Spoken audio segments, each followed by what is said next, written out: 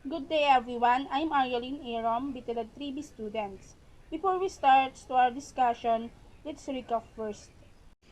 Miss Beautiful Access discussed the preparation of baked goods and the storage of flour mixtures. Mr. Prince Nino discussed the flour mixtures, and the ingredients. Mr. Jerry Samonte discussed the function of eggs in food. So as you can see, your surname is right in eggs. I will pick your surname in the box and the one that I will pick will answer the activity. But first, the name of the activity is Guess Me. Direction.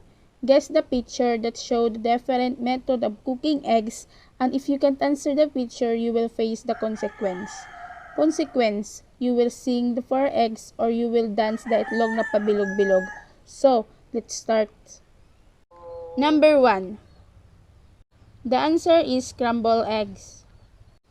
Number 2. The answer is shirred egg. Number 3. The answer is boiled egg. My topic is all about preparation of eggs. What is eggs?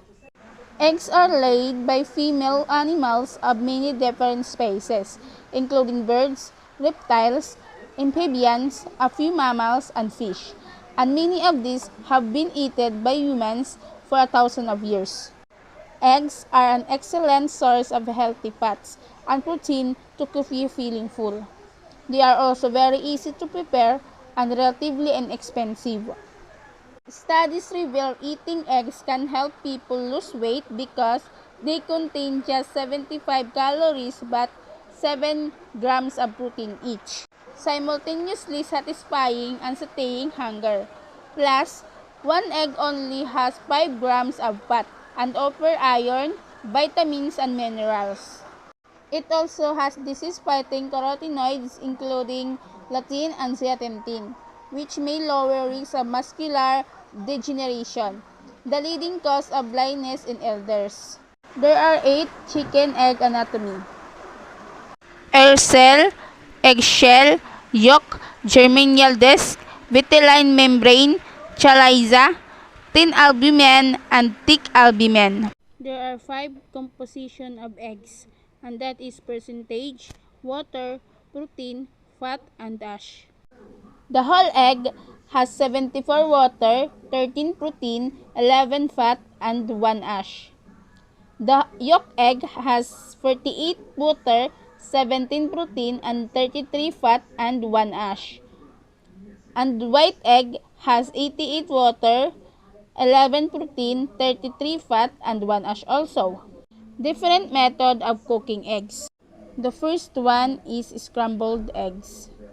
Scrambled eggs is a dish made from eggs stirred or beaten together in a pan while being gently heated, typically with salt and butter and variable other ingredients.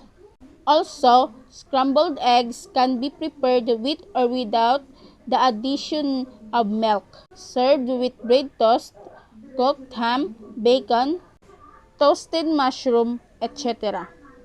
Number 2. Poached eggs. Poached eggs are difficult to prepare as keeping the form of the egg in the cooking process is difficult. The fresher the eggs, the easier to prepare poached eggs. Poaching eggs is probably the lowest fat obtained to enjoy eggs because it's aid in stopping the egg yolks fat from being oxidized or changed before and during cooking. There is no added fat from butter or cooking oil. Number 3. Omelette. Omelette are popular breakfast item and also served at the other time of the day. Omelette can be served plain or without different garnishes like ham, cheese, onion, tomato, sliced sausages, etc. The combination are never ending. Number 4. Shirred eggs. Shirred eggs, also known as baked eggs, are eggs that have been baked in a flat-bottom dish. The name originates from the type of dish in which it was originally baked. Shirred eggs are considered a simple and reliable dish that can easily varied and expanded upon. Number 5. Deviled eggs. Deviled eggs are traditionally eaten as finger foods at parties in the spring and summertime, but they may be called deviled for a reason. While delicious, deviled egg can be prepared with lot of mayo and other unhealthy fats. Don't fret because they are easy way to lighten up the little delicious bite. Icebreaker. What are the first 5 different methods of cooking eggs? The answer is scrambled eggs, poached eggs, omelette, shirred eggs, and deviled eggs. Number 6. Fried egg. Fried eggs top the list of breakfast orders. The preparation of any types of fried egg require close attention to the amount of heat used. Too high a heat cooks the eggs too quickly, softening the bottom and leaving the yolk cold.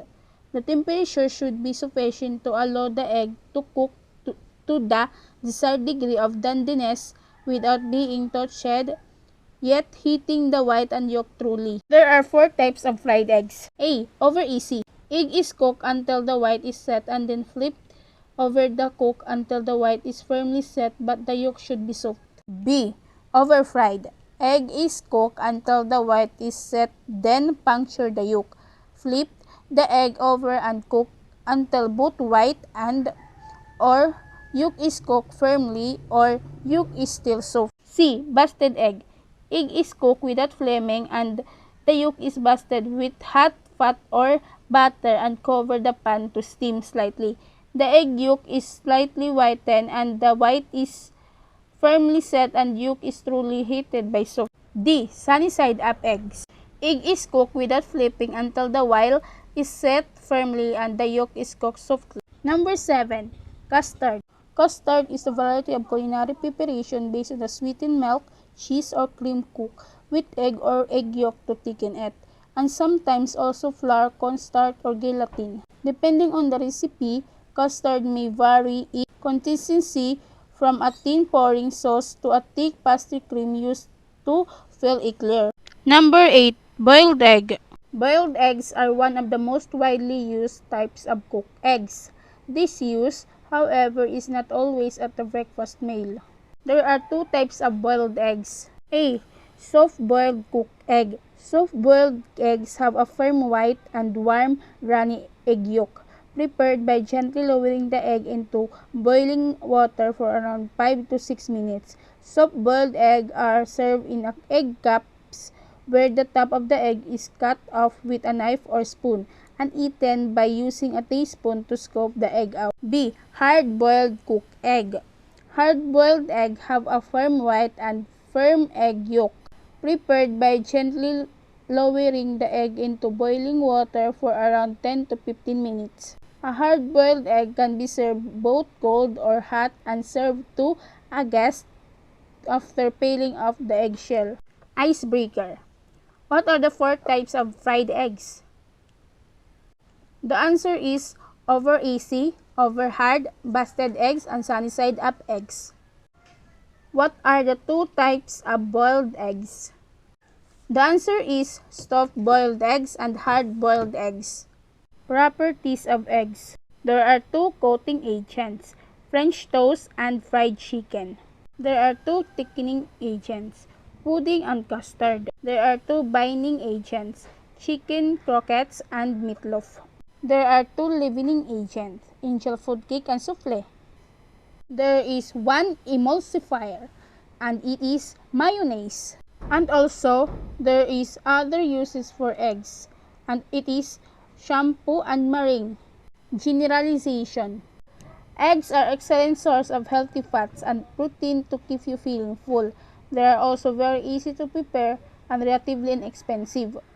There are 8 different methods of cooking eggs. It is scrambled eggs, poached eggs, omelette, shirred eggs, deviled egg, fried egg, custard, boiled egg, and there are also properties of eggs. It is French toast, fried chicken, chicken croquettes, meatloaf, angel food cake, souffle, pudding, custard, mayonnaise, shampoo, and meringue. Let's go to activity. The title of the activity is Arrange Me. Arrange the correct definition by using lining method. Here is the answer. Let's go to the assessment. Test 1. Modified true or false. Direction. Write true if the statement is true and if false, correct the underlined word. Test 2. Enumeration. Assignment. Give your reflection on the lesson. Thank you.